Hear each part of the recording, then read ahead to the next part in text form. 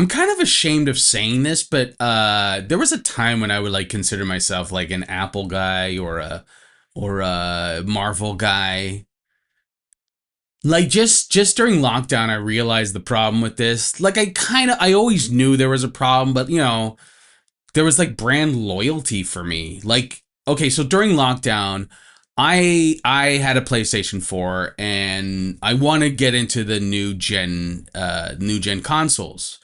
But I don't game that much and I wasn't really interested in like spending a ton on a new console. So I started looking at the Xbox Series S. And like keep in mind, I'm a PlayStation guy. I've always been a PlayStation. Like Sony is almost family to me. Heavy sarcasm. Um, but the Xbox Series S was a cheaper way entry into it, and it might not be exactly next gen, but it was close enough. And then the Game Pass thing kind of, when I found out about that, I just kind of convinced myself. Also, the dopamine and the ADHD didn't help.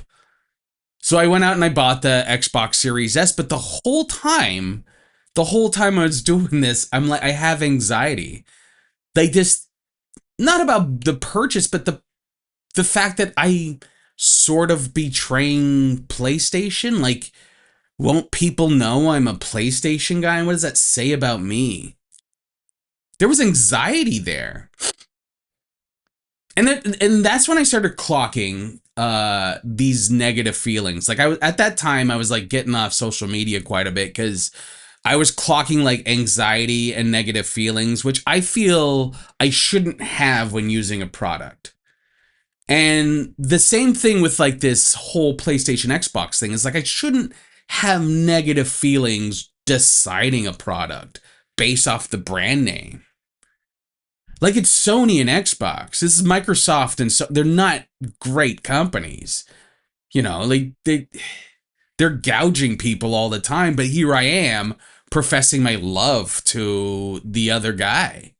Like Sony execs would be outside like some sort of Dickensian, nightmare, like a Scrooge play or something, right? Just begging with their fingerless gloves and their scarves in the cold. Just please, buy a PlayStation.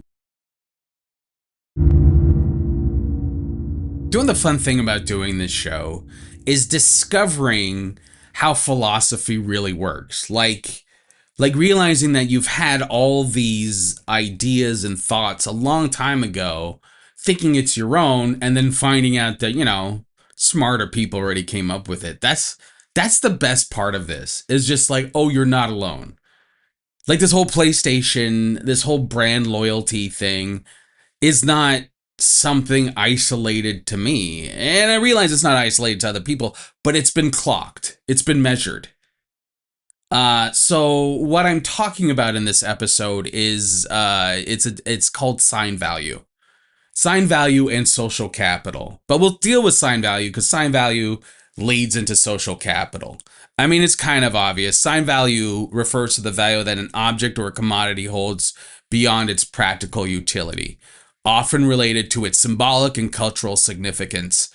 This concept is closely associated with consumer behavior and the idea that people derive meaning from social status or identity that certain goods confer, which for me was like nerdiness, right? Like the idea, like, okay, oh, you're a Marvel guy or a DC guy, or Apple or Android, and we all do that, right? When you see someone with an Android, the whole thing was that, oh my God, they're poor. That was the thing. I remember I had Androids for years. Like I loved Android phones. And I remember people talking about, oh, that's the poor person's phone. I was like, that's what, but you can do so much with it. But that was the status of it. Like you pulled out a phone and someone would just be like, have a whole identity prescribed to you, right? Like for Apple, on the other hand, at this point is just a brand. I would say like 80% of it is brand. Like the phones don't change much, and the computers get slightly better, but you're paying for the Apple brand when you're in that coffee shop. I mean, subconsciously, you're in the coffee shop with your Apple laptop and people are like, ooh, people don't ooh, but you know what I mean, right? It still signals something to everyone. Which leads me to the idea of a social capital. So social capital is the collective value of social networks, relationships, and norms that facilitate cooperation, coordination among individuals and groups. It encompasses resources that individuals can access through their social connections, including trust, mutual aid, and shared values.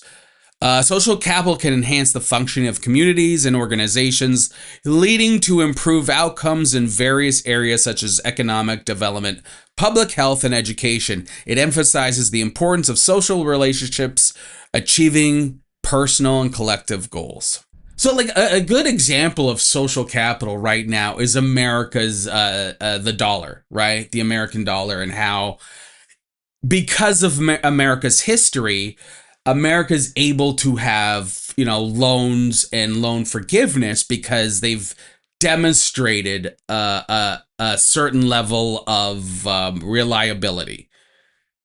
That's social capital. I find a lot of stuff to show social capital. I think most, it's like art gallery. I call it art gallery economics, where a lot of things are based off of, these ideas of people or performances. For like, if you look at Elizabeth Holmes, who dressed like who did the blood Theranos thing scam, but she looked like someone that knew what she was doing, which was, she just copied Steve Jobs, deepened her voice, yada yada yada, and people believed her. And once one person with $1 billion donates money, another person invests in her. Elon Musk is another perfect example of this, where it's like, for a long time he was Rocket Man, he was Tony Stark, and everyone just believed he was the future guy, and like what a great future guy he was. And then, he opened his mouth. So the key difference between the two is sign value is primarily focused on the symbolic and status-related aspects of goods, while social capital emphasizes the benefits derived from social relationships. Sign value is often discussed in context of consumerism and identity, whereas social capital is relevant in sociology, economics, and community development. So I find that sign value tends to lead to social capital. It's usually that way. In my business, both theories are like abundant.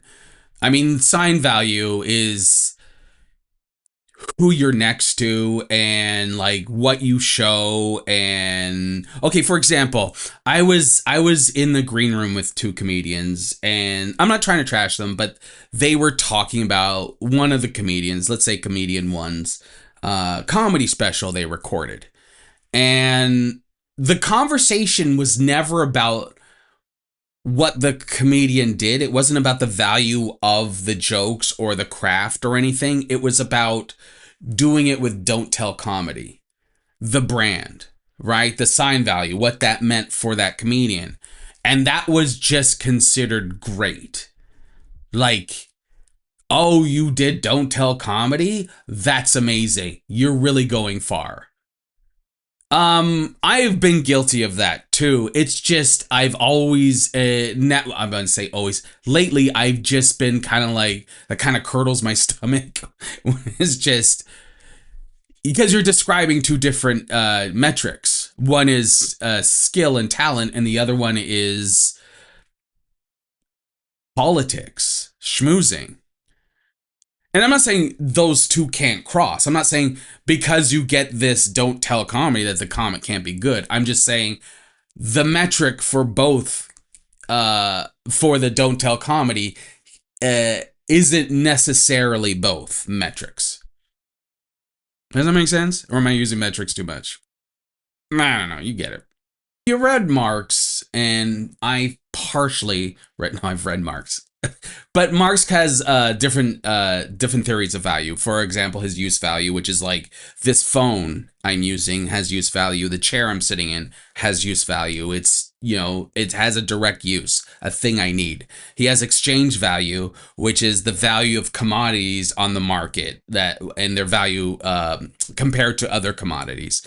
And then there's labor value. It's the value of the work that you put into creating, say, the phone or the desk or whatever. And that's why you're always exploited, because your labor value for the capitalists, they need to make a profit, so they charge you less or they charge a product more for your labor. And then surplus value is that in between. It's the exploitation in capitalism. It's that right in the middle there, where between the profit and your labor value, that's surplus value. Now, all those were fine up until the Industrial Revolution. And then what you see is use value kind of just goes out the window, because now we're living in abundance. And you see advertising starting to come out of the ether. If I'm getting this wrong, comment it in the comments. But so Jean Baudrillard, our favorite nihilist friend. He's not a nihilist, but you know what I mean. He comes up with this theory called sign value, which is what I explained to you. It's what the product represents, or like what it tells other people, right? For example, in use value, you bought a chair, but with sign value, you need to buy I was gonna say Bad Boy, but like if Americans are watching this, you won't know what Bad Boy is. What's Alexani? That's a carpet place. One of your Ashley's fine front. This is such Western New York. That's what we got is Buffalo, right? So you buy, or okay, so you bought a watch to tell the time. Now, because things are so abundant and they need to keep selling things, they have to put a value on it, like a lifestyle on it. So now you're not just buying a watch, you're buying a Cartier. And what does the Cartier say about you? Well, it says that you have fancy wrists. You got a fancy wrist. And people are like, oh, I want to hang out with that fancy wrist guy, which, that leads into the other value that we're talking about. I keep forgetting. Into social capital, because now I'm hanging out with the fancy wrist guy. What does it say about me? I know the fancy wrist guy. Dude, if I hang out with the fancy wrist guy, we could probably, get more flower pots for our coffee shop. I don't think that's ever been a thing, but whatever. You know what I mean? So we see this breakdown of value, of use value, really in the market be replaced because of overabundance, because of production being like, just instead of making one chair, you made 100. And how do you sell 100 chairs every month or every week? You got to put some sort of lifestyle on it, some sort of sign value. That's what sign value is. I stepped away from nerdiness because of this too. Like just for a bit, going to cons and things like that. First of all, I don't like crowds. I just can't, and con funk. But like, I stopped collecting action figures. I had a fire. I lost all my stuff. I stopped collecting action figures. It really made me look at what it meant that I had all these things. Don't worry, I'm back in it. I'm currently collecting all the Midnight Suns. But I was like at this point where I'm consciously aware now that like, am I buying these things to show people that I'm this person, that I'm hip to this thing, that I am like, I want you like because there was a time when I wanted people to know I was nerdy. I touch all the signs, all the things that tell people that I'm a nerdy person. I need you to know that. And especially as like a black person, and nerdiness wasn't a value that was assigned to us. I remember when like Obama got nominated and that or won the election, and there was like, I was a liberal, and I was like at the time just kind of Like, oh, this is going to change the zeitgeist. Even cynically, I knew that in a naive way. I knew that the image or the sign value of Obama was going to change the zeitgeist and the black nerd was going to be a thing. I mean, it didn't work out for me, but that's what it meant for me, right? It was this, oh, once this guy comes in, this intellectual, this black intellectual into pop culture, the idea of blackness will expand. It didn't work out for me at all. You know what's the worst part about having action figures is when you're in your 40s and you're walking in Toys R Us, they think you're a pedophile. And you're like, no, I don't want the kids. I want the Lego figures. I don't get away from me, kids. That and like having a younger kid, like a nephew or something that wants to play with your toys. And you're like, no, you can't. That's a man's Batman, not a child's Batman. No, no. The problem I find with sign value and social capital is that it's unsustainable. And we can see that happening currently. For example, we just had, scandals of celebrities going to jail because they were bribing or lying about their kids, trying to get them into Harvard. Because we know, having that degree, whether they go there or not, has some cachet in the world. Right. So instead of getting people who do a good job or want to be there or want to succeed in this in this world based off the thing they choose, there's more value in just having the diploma with the name on it. Higher education has been a real thing too. Like some guy in Branton just got busted for having a bunch of fake diplomas and degrees.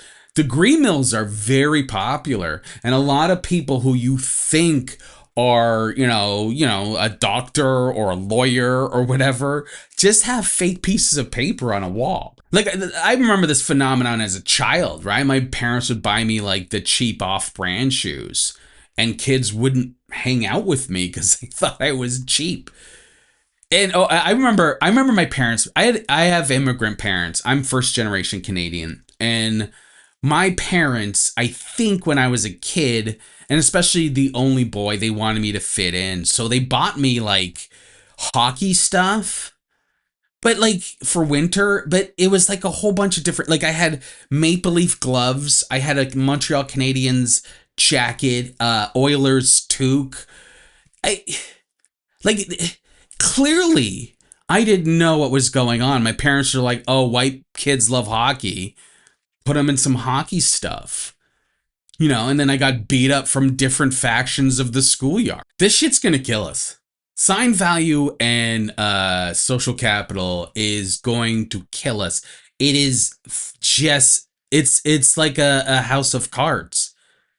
Can you imagine all the people out there right now? Like, you're going to go for a prostate exam. Some guy just bought a diploma, and now he's sticking his fingers up you, and he has no idea what he's doing. He just wants to be able to build a deck on the back of his mansion and hang out in the right rooms. So this is what we're living in, and we're going to be living in a world where just like nobody knows what they're doing. It's just all scams. People saying they could do something and they can't because it's better to look like you can do. What's the saying from The Wire? You'd rather hold a shovel than shovel shit. If you were gonna do me, I'd already be done. But there ain't nothing you fear more than a bad headline, is there? You'd rather live in shit than let the world see you work a shovel. The whole thing, to me, is like it's funny in a way. It's hilariously funny, but it's also depressing because, like I said, it is going to collapse, and then one day we're going to find out we're just going to see more and more and more of this kind of thing. We're just worried about people on the rungs of ladders and not how they got there, this society is just going to collapse if it hasn't already. If it hasn't already. I mean, like I said, I call it art gallery world is what we live in. It's just all speculation. It's all what you're next to. Art gallery world. I gotta copyright that, make a t-shirt. This is why someone like Trump can become president, because the game is rigged or set up for people like that. It's set up for people who desperately need things to justify and legitimize who they are, but who don't want to do the work or have the actual skill, talent, and intestinal fortitude. I can't believe I used that phrase. And that's the terrifying thing, is our institutions reward this. We reward people who haven't proven anything. And so, you could be getting that prostate exam from a guy or a person who, doesn't know what an asshole is. That's a horrible example. Everybody knows what an asshole is. I tell you, I have the worst examples. But I mean, that could happen. Like, it could. Right? Some guy who's just like, I wasn't there for, I don't know. What does it look like? Like, I mean, I guess that's possible. That's a worst case scenario. At that point, I think society's done. If we have, proctologists who couldn't describe an asshole, that would be the end, I think. We're such monkeys, aren't we? Like, we've ingested and normalized this idea of sign value and social capital. I always find it weird, like people will lose their mind over someone being on TV. And when I say people, I'm in this too, right? Like, it's like the spotlight shone it just hit someone, and then that person became gold, and we all love the gold person. And so everyone's just trying to become the gold person because the spotlight, I don't care what they did. It's just the spotlight shone on that person. And so now I got to go see that person or be around that person, because what does it say about me if I'm around the person that got the spotlight? We are simple creatures, man. All of us. Remember to like, share, subscribe, and leave a comment. Also, check out the Substack at gavinstevens.substack.com and everything else at gavinstevens.ca. Thank you.